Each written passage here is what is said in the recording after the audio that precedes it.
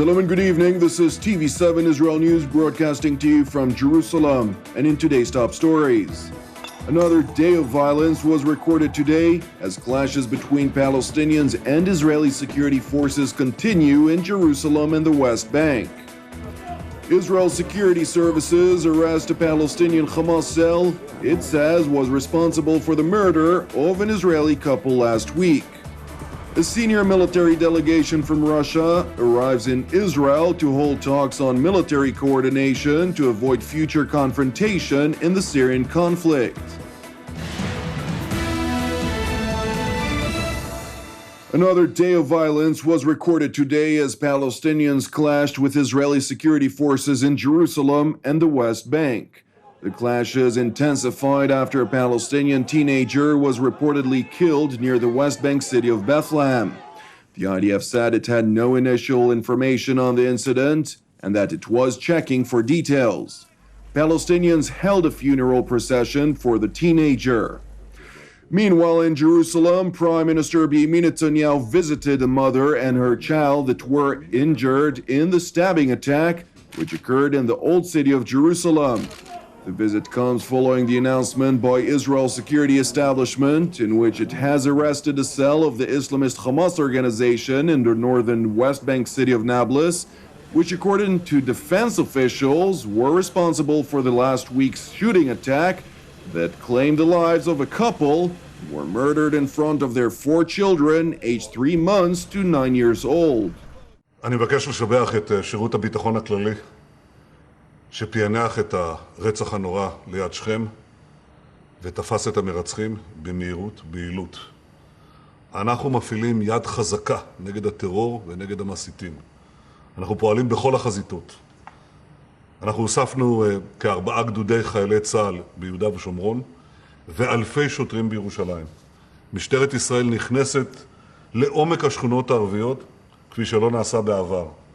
אנחנו נהרוס בתי מחבלים, אנחנו מאפשרים פעולה תקיפה מאוד נגד מיידי אבנים ובקבוקי תבערה כדי להבטיח את הצירים, כדי להגן על אזרחי ישראל. According to a security official familiar with the details of the investigation of the shooting attack, the children's lives were spared as one of the terrorists accidentally shot his accomplice, causing the man to flee the scene. Meanwhile, the Islamist Hamas organization praised the attacks on Israelis, calling the violent actions in the West Bank as heroic operations. حركة حماس تبارك العمليات البطولية في الضفة المحتلة ومدينة القدس وتعتبر أنها رد طبيعي على جرائم الاحتلال في المسجد الأقصى وجرائم مستوطنيه في الضفة المحتلة، والحركة تحمل الاحتلال الإسرائيلي المسؤولية الكاملة عن هذا التصعيد. The victim of Saturday's attack in the Old City of Jerusalem, 41-year-old Rabbi Nehemiah Lavi and 21-year-old soldier Aaron Bennett, were laid to rest in funeral services attended by Israeli President Reuven Rivlin and thousands of mourners in a Jerusalem cemetery. The recent surge in violence has brought about protests in Israel in which thousands of right-wing activists, settlers, and their supporters protested the government's lack of resolve in fighting the Palestinian attacks and ensuring their safety. I'm here because Israel has had a couple of terrible terrorist attacks for the last 3 days. Jewish people are being slaughtered just for being Jewish. And I want to stand in some sympathy and solidarity with the Jewish people and say enough is enough. In other protests in the country, left-wing activists and their supporters called on Prime Minister Benjamin Netanyahu to admit his failure and calling the Israeli leader to resign. No action is being taken by the government to protect the people of Jerusalem. It will be based on a much harder and harsher security measures on the one hand, and on the other hand, to reach an agreement between us and the Palestinian people. Now, with regard to the conflict in Syria, a senior military delegation from Russia, headed by Russian Deputy Chief of Staff Nikolai Bogdanovsky, arrived in Israel today, during which they held meetings with an Israeli security delegation headed by IDF Deputy Chief of Staff Yair Golan. During the meeting, the two delegations discussed ways to prevent unintended incidents between Russian military forces operating in Syria and the IDF. The delegation's visit is expected to last 2 days, and the Military Coordination Commission between both countries, which Prime Minister Benjamin Netanyahu and Russian President Vladimir Putin decided to establish during Netanyahu's visit to Moscow 2 weeks ago, will be discussed and implemented.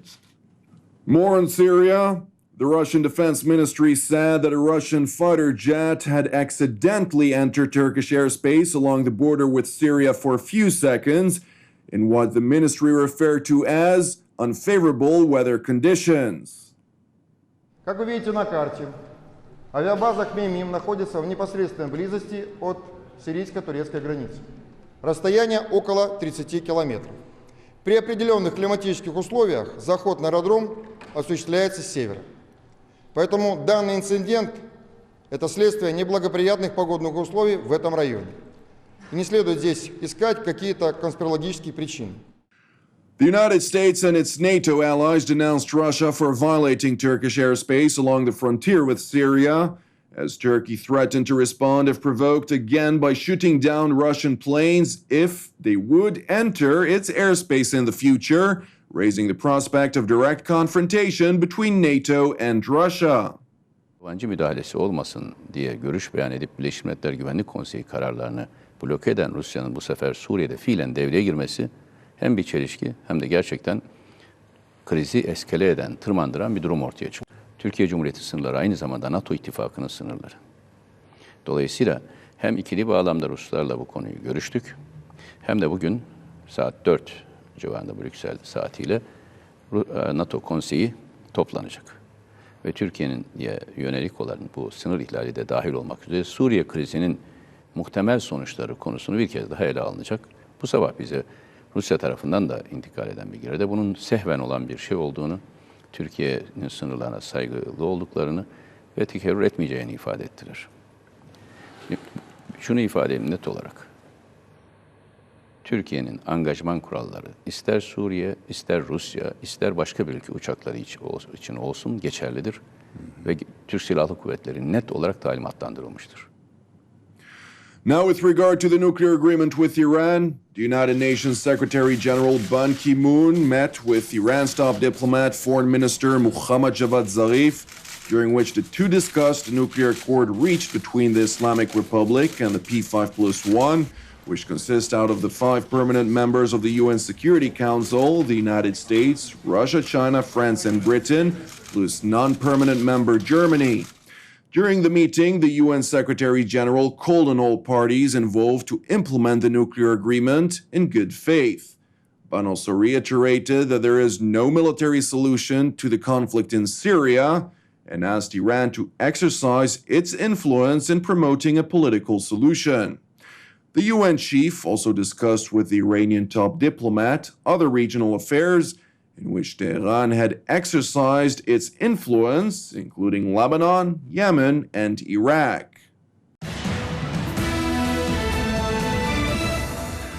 Thank you for watching us. You can also watch us at TV7israelnews.com or TV7.fi. For any comments, please send your emails to israelnews@tv7.fi. For more updates from Israel and the region, please join our Facebook page at TV7 Israel News. Praying for the peace of Israel and the peace of Jerusalem. I'm Jonathan Hassan. Have an Erev Tov, and we will see you again tomorrow at the same time.